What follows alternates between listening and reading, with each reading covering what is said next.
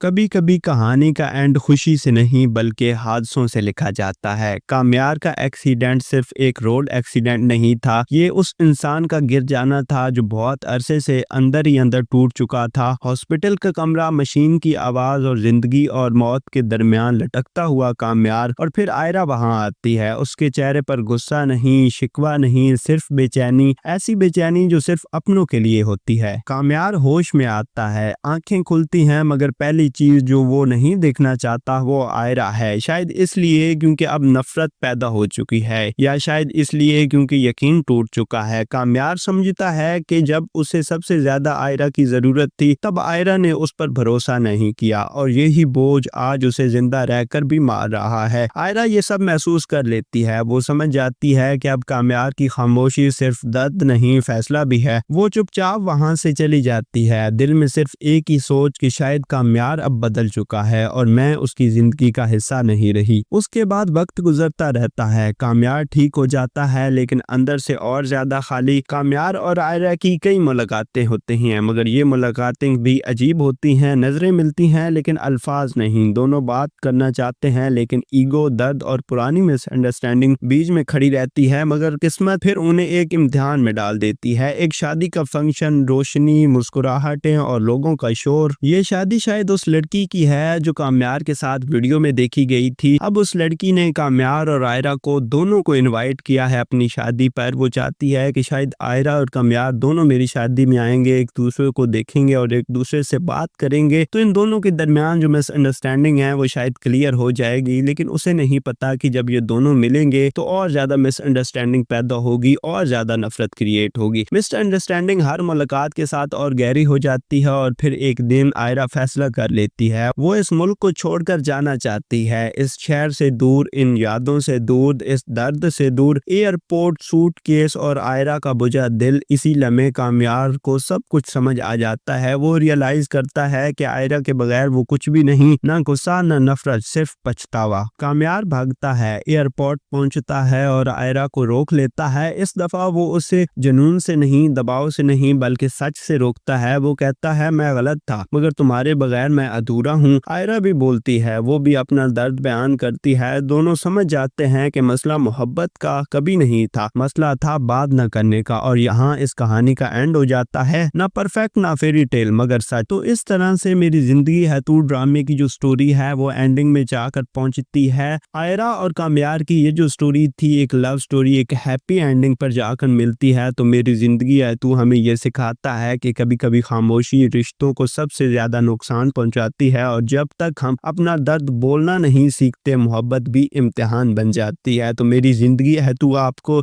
एक happy ending में जाकर खत्म होता हुआ नजर आएगा। तो आप मेरी जिंदगी है तू ड्रामा देख रहे हैं, और आपको क्या लगता है कि आने वाली एपिसोड्स में क्या होगा, इस चीज को लेके क्या है आपका फीडबैक। जो भी आपका फीडबैक होगा आप मुझे कमेंट सेक्शन में जरूर बताइएगा।